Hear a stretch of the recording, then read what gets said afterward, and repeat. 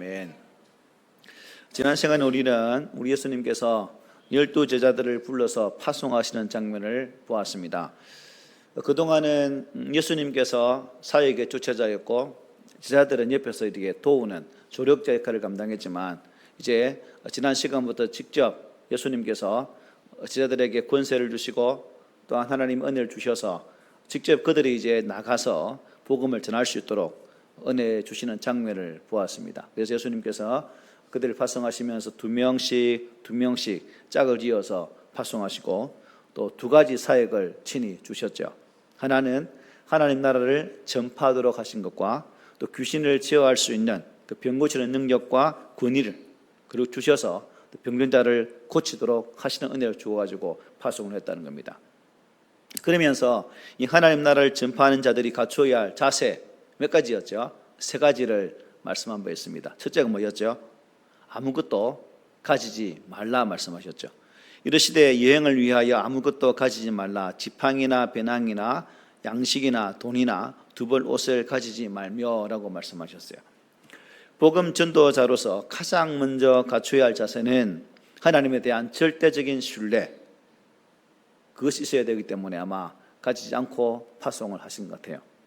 두 번째는 어느 집에 가든지 한번 그 집에 가서 머물렀다면 전도 사역이 마칠 때까지 계속 그 집에 머물러 있으라고 말씀하셨어요.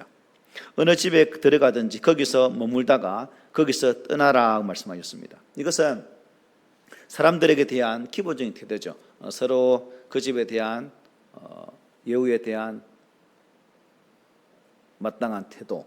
그래서 이곳저곳 환경에 따라서 옮겨 다니면서 편리를 쫓아 행하는 그런 사이가 아니라 계속해서 마칠 때까지 지속적으로 그 집에 있으면서 복음을 전하도록 하셨습니다. 또 한 가지는 그곳에서 복음을 받지 않으면 발에 묻은 먼지까지 다 털어버리고 나오라고 말씀하셨죠. 누구든지 너희를 영접하지 아니하거든 그 성에서 떠날 때에 너희 발에서 먼지를 떨어버려 그들에게 증거를 삼으라. 복음 전도자는 거절에 대한 두려움이 있죠. 그런데 이제 털어버리라는 것은 더 담대하게 복음 사역을 감당해라.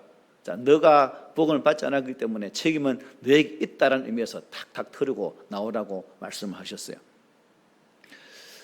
제자들의 복음 증거는 여러분 성공적이었을까요? 아니면 실패작이었을까요? 아마 오늘 복음하는 일을 보면 대체적으로 성공적으로 전도 사역을 잘 마친 것 같습니다. 그 제자들의 사역에 의해서 예수님의 또 이름이 더욱 알려지게 되어지고 그 소문은 급기야 누구에게? 분봉왕 헤롯 안디바에까지 전해지는 그런 일이 있게 되어졌죠. 그리고 이제 사역을 마친 제자들은 예수님께 나와서 이제 자신들의 사역을 보고하는 장면이 오늘 본문부터 이어지는 내용들입니다. 자, 10절에 보니까 이런 말씀이 있죠. 사도들이 돌아와 자기들이 행한 모든 것을 예수께 여쭈니 들이시고 따로 베세다라는 고을을 떠나 가셨다고 말씀합니다. 자신들을 통해 일어난 그 놀라운 일들이 여러분 많았을까요? 적었을까요? 아마 계속 보고하는 것을 보면 많이 있는 것으로 보여집니다. 그런데 그 내용들이 기록되지 않는 것이 좀 우리는 안타까운 그런 부분이죠. 추측컨대 아마도 제자들은 자신들의 그 선교 여행 중에 나타난 능력과 권세에 대해서 아마 흥분한 모습으로 자랑스럽게 보고를 한 것으로 보여집니다. 예수님도 그 보고를 듣고 기뻐하신 것으로 보여져요. 저희들도 이제 거리 순례 전도를 하고 마을 돌아다니면서 사역일을 전하고 또 예수를 영접한 분의 신상을 이름을 딱 적어서 우리가 머물렀던 교회에 목사님에게 딱 전달해 주면서 이 지역 이분들이 영접했으니까 목사님 계속 연결해서 복음을 했으면 좋겠습니다. 그때 우리가 어깨에 힘이 탁 들어가거든요. 아마 제자들도 아마 그렇게 한 것 같습니다. 그런데 동시에 안타까운 마음이 드셨을 거예요. 왜냐하면 생각해 보십시오. 더운 지방입니다. 저희들도 수련회 가면 6월달에 하거든요. 장마철에 하거든요. 7월달 덥잖아요. 아마 이 제자들도 엄청나게 더웠겠고 또 그냥 얻어먹고 전도하기 때문에 먹는 것도 시원찮았고 그런 측면에서 아마 많이 모습들이 초췌한 그러한 모습을 보였을 것으로 충분히 추측이 가능하죠. 그야말로 얼굴이 피곤함을 쩔어 있는 그런 모습. 그래서 예수님은 그들에게 휴식을 취하고자 별도의 시간을 가지려고 오늘 본문 10절에 보면 한번 더 말씀드릴게요. 사도들이 돌아와 자기들이 행한 모든 것을 예수께 여쭈니 데리시고 따로 어디로 가셨습니까? 베세다는 곳으로 가셨다는 거예요. 자, 데리시고 따로 가셨다는 표현 속에 예수님께서 그들을 배려하시는 그러한 모습을 충분히 볼 수가 있는 거죠. 특별히 휴가를 받는 느낌, 그런 느낌입니다. 예수님도 지금 기분이 아마 좋은 것으로 보여집니다. 베세다는 갈릴리 호수 북동쪽 위치한 어촌 마을입니다. 마가는 마가복음 6장에 보면 배를 타고 따로 한적한 곳으로 가셨다는 말을 들어보면 이 베세다라는 지역은 그냥 조그만 동네로서 조용하고 또 한적한 그런 곳이라는 것을 알 수가 있죠. 다른 어촌에 비해서 규모가 작았다는 겁니다. 그러나 이 베세다는 우리가 복음서를 보면 예수님의 사역에 있어서 자주 등장하는 장소이기도 하죠. 오늘 사건도 마찬가지고 또 마가복음 8장에 보면 맹인을 고쳐주신 장소도 바로 이 베세다 지역에서 그를 고쳐주셨습니다. 그런데 나중에 예수님은 이 베세다를 이 가브나움과 고라신과 함께 저주를 하십니다. 왜 저주할까? 왜냐하면 예수님의 놀라운 기적의 일들을 보고도 예수를 복음을 받아들이지 아니했기 때문에 저주를 한다는 거죠. 그래서 마태복음 11장에는 이렇게 저주합니다. 화 있을진저 고라시나 화 있을진저 베세다야 너에게 행한 모든 권능을 두루와 시돈에서 행하였더라면 그들이 벌써 벼옷을 입고 저희에 앉아 회개하였으리라. 만약에 내 복음을 이방에 전했다면 그들이 회개했을 것인데 너희들이 왜 회개치 않니? 라는 의미에서 화 있을진저라고 말씀하시는 장면이죠. 어쨌든 지친 제자들을 배려하셔서 특별한 휴식으로 준비한 것은 오늘 본문의 내용입니다. 여러분, 쉰다는 것 중요하죠. 사역을 힘들게 하고 축도록 일만 하면 우리 몸이 어떻게 되겠습니까? 축날 수밖에 없고 결국 몸이 상하죠. 예수님도 쉬는 측면에서 제자들을 따로 한적한 곳으로 데리고 가신 것으로 보이십니다. 안식일 개념을 또 적용해 볼 수 있겠죠. 안식일 정신, 6일 동안 열심히 일하고 제7인 쉬라는 겁니다. 단순히 쉬라는 것이 아니라 하나님의 은총을 기억하고 찬양하는 거죠. 육적인 회복을 위해서 그렇게 하는 거죠.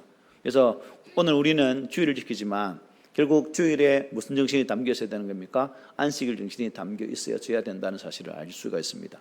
주일을 지킴으로 육적으로 영적으로 쉼을 얻고 우리를 향하신 하나님의 그 사랑과 은혜에 감사하고 예배할 수 있는 그런 날들로 삼아야 되겠죠. 그래야 우리가 영적으로 재충전을 얻을 수 있는 겁니다. 어쨌든 이런 상황 속에 베세다 지역 갔는데 한적한 곳, 조용한 곳, 잠시 쉬려고 떠난 그 장소에 예기치 않는 일이 벌어집니다. 11절에 보면 이렇게 말씀하죠. 우리 함께 읽어볼까요? 시작. 무리가 알고 따라왔거늘 예수께서 그들을 영접하사 하나님 나라의 일을 이야기하시며 병 고칠 자들을 고치시더라. 아멘. 예수님 일행이 베세다 지역으로 가셨다는 사실을 아마 많은 사람들이 알게 되었던 것 같습니다. 예수님 일행은 뭘 타고 건너오신 거죠? 배를 타고 건너오셨습니다. 그런데 이 무리들은 어떻게 했을까요? 아마 참 열심히 걸어서 이렇게 온 것 같아요. 여러분은 쉬고 있는데 누가 전화가 와서 뭘 부탁을 하면 기분이 참 좋죠. 좀 옷도 가볍게 입고 프리하게 쉬고 있는데 갑자기 뭐가 팍 닥치면 기분이 왠지 모르게 짜증이 납니다. 노예 서기할 때 서기는 휴가를 가더라도 도장하고 USB하고 가지고 다녀야 되거든요.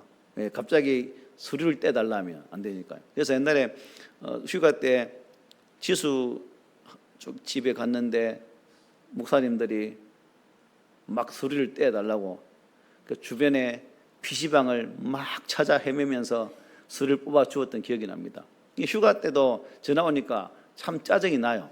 아마 제자들 입장에서는 충분히 주님과 함께 좋은 시간 가지고 쉼을 얻어야지 했는데 사람들이 그냥 확 밀려왔다라고 말씀하고 있습니다. 그런데 주님은 어때요? 그들을 영접해 주셨다라고 말합니다. 영접해 주셨다. 아주 표현 보니까 정중하게 그들을 대하셨다라고도 해석이 가능합니다. 짜증스러운 장면을 찾아볼 수 없다는 거죠. 예수님은 그들을 아주 너그럽게 맞아 주셨다는 겁니다. 그 이유가 뭘까요? 왜 주님은 그들을 너그럽게 아주 정중하게 맞이했을까? 쉬고 싶은데도 불구하고 마가복음 6장에 보면 예수님 왜 그렇게 하셨는지를 말씀해요. 우리 함께 읽어보겠습니다. 시작. 예수께서 나오사 큰 무리를 보시고 그 목자 없는 양 같음으로 인하여 불쌍히 여기사 이에 여러 가지로 가르치시더라. 어떻게 해요? 목자 없는 양 같은 그들을 보시면서 마음에 든 것이 참 불쌍하구나 라는 그 마음이 드셨다는 거예요. 불쌍히 여기는 마음, 그 마음이 계셨기 때문에 주님께서 그들을 온전히 영접하시고 그들을 정중하게 대하셨다. 그 무리들을 목자 없는 양같이 보셨다는 겁니다. 그들이 가지고 있는 삶, 그들의 삶의 고통, 그들의 절망, 그들의 아픔, 그들의 연약함을 보시고 긍휼하신 은혜를 베풀게 되어지는 장면입니다. 사실 여러분, 이 마음이 우리 하나님께서 예수님을 우리에게 이 땅에 보내신 또 다른 이유겠죠. 죄 가운데 살고 있는 우리를 불쌍히 여기시는 마음으로, 각기 제 길로 가는 인생들을 불쌍히 여기는 마음으로 그 길 잃은 양들을 향해서 바른 길을 주시고 진정한 구원의 생명의 은혜를 주시기 위해서 이 땅에 구주 예수 그리스도를 보내주셨다라고 볼 수 있는 거죠. 우리를 향한 하나님의 그 불쌍히 여기심이 예수라는 은혜가 임하게 되었다는 사실입니다. 그러므로 아마 우리가 하나님의 불쌍히 여기시는 마음이 없다면 우리는 여전히 지옥으로 달려가는 그 상황이다라고 볼 수 있는 거죠. 그런 측면에서 감사할 뿐이죠. 나아가 하나님은 하나님의 긍휼하신 마음을 우리 각 믿음의 성도들이 가지기를 원해요. 왜 하나님은 믿는 자에게 이 마음을 가지기를 원하실까? 왜인 것 같아요? 우리 각 심령이 긍휼하신 은혜를 받았기 때문에 그 은혜를 또한 타인에게 긍휼히 여기는 그 마음으로 주의 복음을 전하기를 원하시기 때문에 그렇다는 겁니다. 그러므로 저도 여러분들도 우리 주변의 사람들을 바라볼 때마다 시기하는 그런 의미가 아니라 복음 안에서 소외된 자들이기 때문에 예수 그리스도를 모르는 영적인 방황자들이기 때문에 그들을 불쌍히 여기고 그들의 심령 속에 예수를 전할 수 있는 그러한 모습이 우리 가운데 있기를 소망합니다. 그리고 내가 받은 은혜를 그들에게 흘려보낼 수 있는 그런 삶이 우리에게 필요하다 하겠습니다. 자신을 쫓아 무리들을 영접하신 예수님은 최선을 다해서 하나님 나라를 전파하시고 또 병 고치는 일들을 감당하셨습니다. 그런 열심히 사역하다 보니까 이제 날이 저물게 되죠. 12절 13절에 이렇게 말합니다. 날이 저물어 가매 12 사도가 나와 여짜오되 무리를 보내어 두루 마을과 촌으로 가서 유하며 먹을 것을 얻게 하소서. 우리가 있는 여기는 빈들이니이다. 예수께서 이르시되 너희가 먹을 것을 주라 하시니 여짜오되 우리에게 떡 5개와 물고기 2마리밖에 없으니 이 모든 사람을 위하여 먹을 것을 사지 아니하고서는 할 수 없습니다 라고 보고를 하게 됩니다. 우리 잘 아는 내용이죠. 그죠? 오병이어 사건입니다. 제자들은 무리를 이제 마을로 다 보내어서 각자 먹을 것을 해결하고 돌아올 수 있도록 이렇게 또 밤을 지내고 돌아올 수 있도록 이렇게 하자고 예수님께 건의를 하게 되죠. 그래서 예수님은 정말 예상하지 못했던 그런 말씀을 하십니다. 어떻게 해요? 너희들이 저들에게 필요한 먹을 것을 주라 라고 말씀하십니다. 이 말을 받은 제자들의 기분이 어땠을까요? 상당히 놀라지 않았겠습니까? 만약 여러분들이 그 베세다 들녘에 있고 예수님께로부터 주님, 이분들이 밤을 지새기 위해서는 먹을 것도 없고 그러니까 각 마을로 가는 게 좋겠는데요 했을 때, 야 효성이 네가 은지 네가 해결해 봐라 이렇게 말했다면 기분이 어떨겠어요? 우리도 아마 상당하게 놀라겠죠. 바꿔 말하면 이렇게 생각할 수도 있습니다. 여러분의 가정에 갑자기 목사를 비롯해서 여러 명의 신방대원들이 띵동하고 가정 방문을 했다 생각합시다. 안 놀라겠어요? 연락도 없이 갑자기 웬일이야? 목사님 제정신인가? 아마 이런 상황이겠죠. 바로 그런 모습입니다. 지금 제자들이 상당히 한 들녘에서 어떻게 먹을 것을 주냐고. 주님 제발 왜 이랬습니까? 왜 그랬어요 제발? 더위 먹었습니까? 오늘처럼 이렇게 말할 수도 있겠지만 본문에 그런 게 없습니다. 어쨌든 예수님은 무슨 의도로 여러분 너희가 먹을 것을 주라고 말씀했을까? 왜 그랬을까? 여러분은 왜 그랬다고 생각해요? 왜 아무것도 없는 그 들에서 너희들이 먹을 것을 주어라고 말씀했을까? 여기에는 분명히 어떤 의도가 담겨 있겠죠. 무슨 의도가 담겨 있을까? 무슨 의도가? 우리가 세상에서 예수 믿는 자들로 살아갈 때 이런저런 문제들을 많이 만나게 됩니다. 감당하기 어려울 때 어떻습니까, 여러분? 우리는 감당할 수 없기 때문에 네가 알아서 해라. 또 부모들이 입장에서 자녀들이 어려운 일을 당하면 그 어려운 일을 직접 해결하지 못하기 때문에 우리는 능력이 없어서 못하겠다. 네가 알아서 처리해라. 그런 경우도 있잖아요. 또 부조리한 사회 속에서 우리가 그러한 부조리들을 어쨌든 물리치고 참 공의롭고 정의로운 나라를 만들려고 하는데 그런데 나 혼자 어떻게 계란은 바위치기지 뭐. 내가 뭐 뜯은다고 뭐가 변하겠겠어. 포기해버리는 그런 경우도 있지 않겠습니까? 내가 나선다고 뭐 될 일이 되겠어? 라는 그런 모습, 그것이 많이 있다는 거죠. 근데 예수님은 여기서 너희가 먹을 것 주라는 말씀은 우리의 무기력함을 책망하는 말씀으로 다가오는 게 아니에요. 비록 우리의 존재가 연약할지라도 내가 부족할지라도 그 변화의 주역 속에서 책임감을 가지고 그 일을 처리할 수 있도록 하라는 그런 당부의 말씀이기도 합니다. 여러분의 삶의 자리에서 내 스스로가 하기 힘든 어려운 일들, 내가 이거 살 수 있을까라고 스스로에게 자문하는 그 일들을 비록 우리는 연약하지만 네 안에 있는 능력의 주로 인하여서 우리는 감당할 수 있다는 그 믿음으로 이 일을 감당하라고 말씀하고 있는 거죠.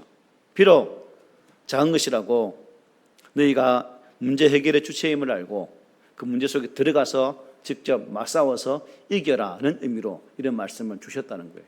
그러므로 저도 여러분도 우리가 살아가는 삶의 현장에서 이런 일들을 많이 당하게 되어지는데 그때마다 저는 안 됩니다, 저는 못합니다라고 포기하는 것이 아니라 이 속에서 책임을 가지고 그 일을 감당하고자 하는 그러한 열정들이 우리에게 필요하다는 겁니다. 예수 그리스도께서 보여주신 구원의 거룩한 열정을 우리의 삶의 자리에서도 우리가 감당을 해야 된다는 거죠. 그래서 교회가 우리 성도들이 할 수 있는 일을 찾아서 비록 작지만 어떻게 해요? 실천해 나가는 그러한 자세가 필요하다는 겁니다. 옛날에 복음성가 중에 작은 불꽃 하나가라는 노래 아십니까? 작은 불꽃 하나가 큰 불을 일으키에 음치라서 여기까지만 부를게요. 이런 찬양이 있었죠. 작은 불이지만 그 작은 불이 모여서 어떻게 큰 불이 되는 것처럼 나 혼자의 힘은 연약하고 보잘것없지만 우리의 작은 불들이 함께 모일 때에 큰 불이 된다는 의미입니다. 그러므로 하나님께서 우리 교회를 향해서 어떤 뜻을 세우고 계획하고자 우리에게 일을 맡기신다면 우리는 어떤 부정적인 의도로 그 일을 보지 아니하고 하나님께서 내게 하라 하시면 그 속에는 분명한 하나님의 뜻이 있음을 깨닫고 언제든지 순종할 수 있는 그런 자리까지 나아갈 수 있는 그런 우리 모두가 되었으면 좋겠습니다. 예수님의 말씀을 제자들은 이해하지 못했습니다. 13절을 한번 보면 이렇게 말씀해요. 예수께서 이르시되 너희가 먹을 것을 주라 하시니 여짜오되 우리에게 떡 5개와 물고기 2마리밖에 없으니 이 모든 사람을 위하여 먹을 것을 사지 아니하고서는 할 수가 없습니다. 여기서 우리는 다른 복음서를 참고할 필요가 있죠. 자, 오늘 누가복음에는 오병이어를 얻는 장면이 구체적으로 표현이 되어 있지 않지만 마가복음에 보면 아주 구체적으로 너희에게 떡 몇 개가 있는지 가서 보라라고 말씀하셨어요. 너희 무리 가운데 떡이 얼마만큼 있는지 한번 살펴볼래라고 말씀하셨다는 겁니다. 제자들로 하여금 비록 작을지라도 너희들이 구할 수 있는 떡을 구해 보라라고 말씀한 거예요. 구체적인 뭘 요구한 거예요? 실천을 요구하셨다는 겁니다. 이 요한복음에 보면 안드레가 예수님의 말씀을 듣고 첫 번째로 이런 보고를 하게 됩니다. 우리 함께 읽어봅시다. 시작. 여기 한 아이가 있어 보리떡 5개와 물고기 2마리를 가지고 있나이다. 그러나 그것이 이 많은 사람에게 얼마나 되겠사옵나이까? 라고 예수님께 보고를 하게 됩니다. 한 작은 소년이 가지고 있었던 도시락, 보리떡 5개와 물고기 2마리. 떡도 그죠? 보리떡입니다. 보리떡을 드셔본 사람은 보리떡의 거칠기를 아시죠? 예, 딱 좀 부드럽지 않는 거치는 떡입니다. 그런데 여기 물고기 2마리. 오늘 보니까 옵사리온은 뭐냐면 일반적으로 우리가 마트나 가게에서 사면 고기는 생선이 좀 크잖아요. 그런데 여기에서 옵사리온은 그냥 어부들이 잡아서 버리는 생선, 가치가 없는 조그만 생선. 그래서 이 당시에 그런 생선을 이런 가난한 사람들이 주워서 소금에 염장을 해서 먹기도 했다고 합니다. 바로 그 작은 생선을 안드레가 한 친구로부터 받아서 예수님께 가져왔다는 겁니다. 여러분들은 이 안드레의 모습을 통해서 뭘 느끼세요? 우리 같으면 오병이어 어린 아이가 먹는 조그만 도시락, 까칠한 보리떡, 또 염장한 조그만 생선 같지도 않는 참 멸치 같은 그런 생선, 그걸 가지고 선생님, 우리가 가진 것은 이것밖에 없습니다 라고 드리면서 과연 어떤 마음이 들었을까요? 이게 뭐가 될까라는 생각도 안 했겠습니까? 그런데 우리는 이 말씀 속에서 어떤 의미가 있는 것을 바라봐야 되겠죠. 안드레에게는 이런 믿음이 없는 생각도 있었겠지만 또 예수께서 행하셨던 그런 이적들을 많이 보았잖아요. 혹 주님께서 이것을 가지고 큰 일을 하실 수 있지 않을까라는 의도도 이 안드레의 보고 속에 담겨 있다는 겁니다. 오늘을 보면 그런 의도로 또 해석을 하기도 해요.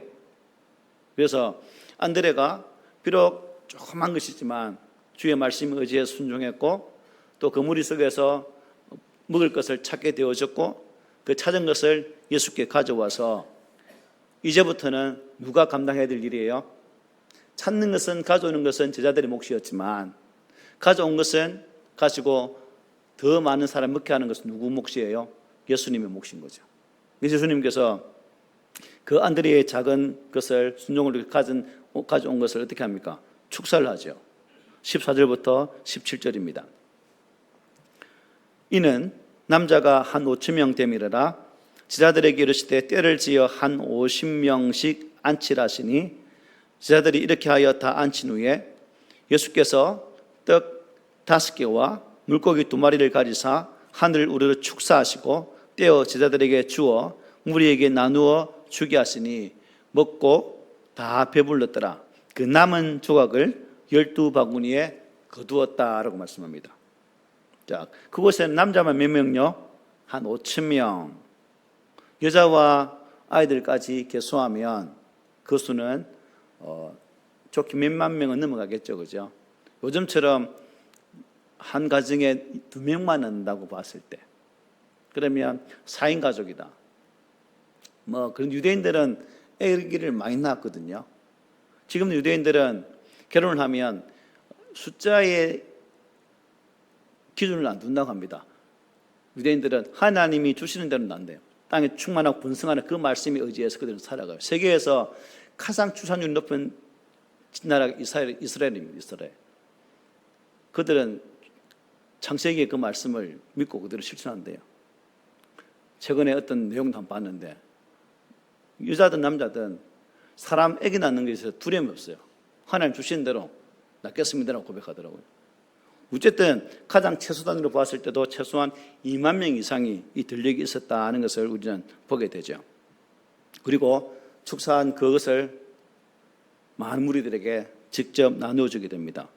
그랬더니 모두가 배부르게 먹고 남은 것을 거두니까 얼마나 됐다고요? 12바구니에 나누어 가득 찼다. 요한복음 6장 11절에 보면 끝에 이렇게 말합니다.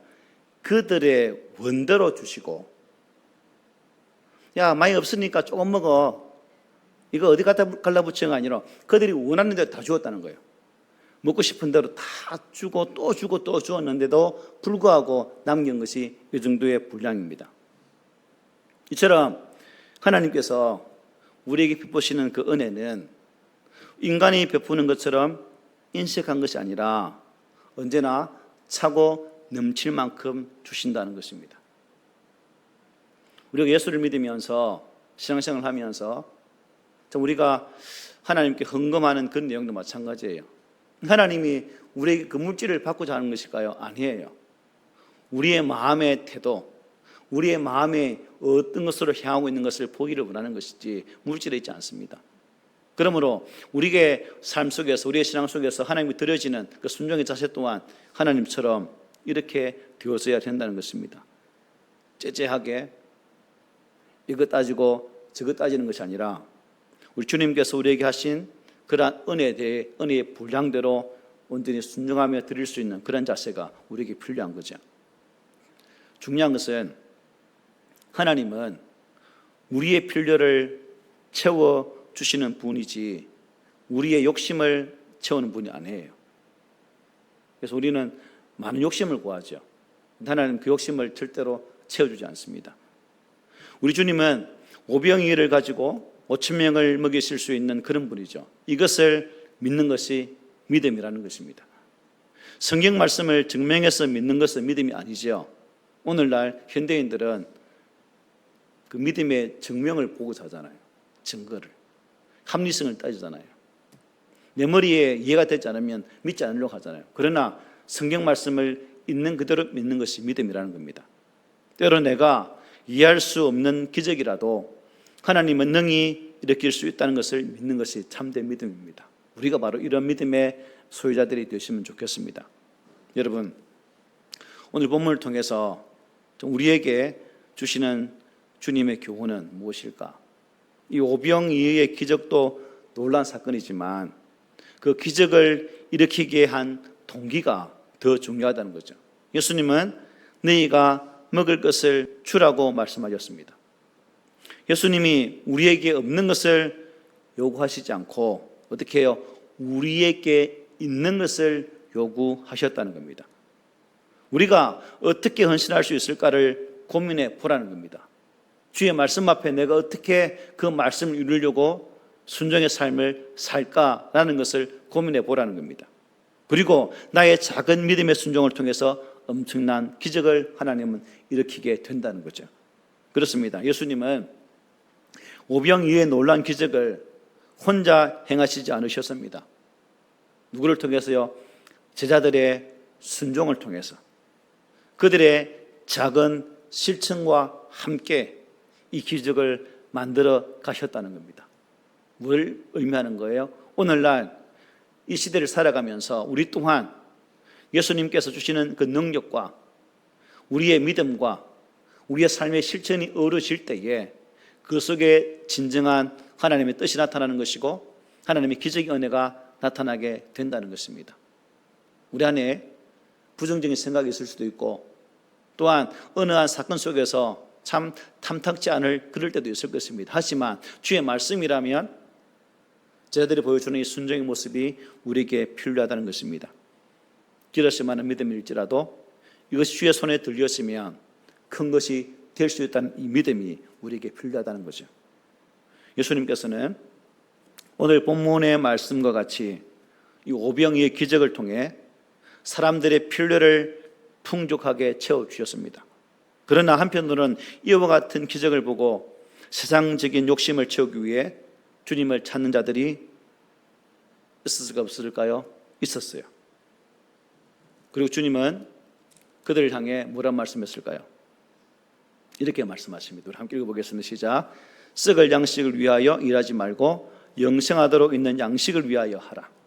그래서 우리도 주님 안에서 이 땅의 것으로 만족하고 이 땅의 것으로 인하여서 희희낙낙하는 것이 아니라 하나님 안에서 우리의 진정한 삶의 방향과 목적을 정하고 또한 그 세상적인 욕심이 우리의 삶에 온전히 채워지는 것이 아니라 하나님 안에서 주시는 영적인 풍성함을 사모할 수 있는 그러한 믿음이 저희와 우리 위의 삶 가운데 있으면 참 좋겠습니다. 그리고 날마다 더하여 주시는 하나님 은혜 안에서 주께서 주시는 그 능력도 체험할 뿐 아니라 이 생명의 양식으로 오신 그 그리스도를 이 세상에 증거할 수 있는 그러한 자리까지 나간다면 우리 주님 얼마나 기뻐하시겠습니까? 이 무더운 여름날, 참 뜨거운 이 여름날에 하루하루 견디기 힘든 이 시간이지만 그러나 하나님께서 나를 구원하셔서 이 땅에 또 이곳에 있게 하신 것은 나를 향한 분명한 목적이 있고 뜻이 있음을 깨닫고 성령께서 그 뜻을 깨닫게 하실 때마다 우리 또한 순종하여서 믿음의 온전한 모습을 보일 수 있는 그러한 성도가 되시기를 오늘 말씀으로 부탁을 드립니다. 아멘.